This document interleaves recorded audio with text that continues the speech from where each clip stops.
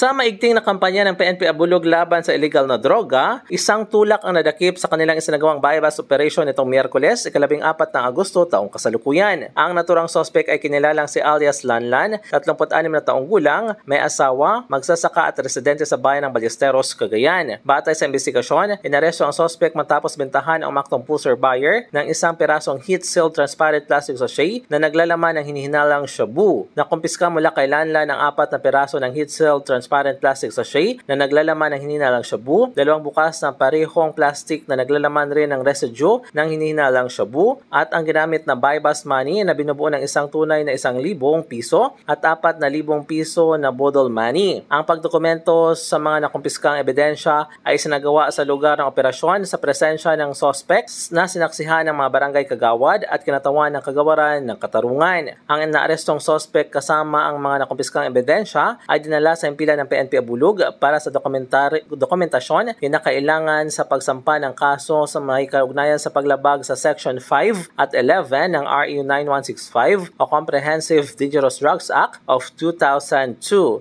Mula dito sa Cagayan, MJ De La Cruz para sa Radyo Alternatibo, Balita Nationwide.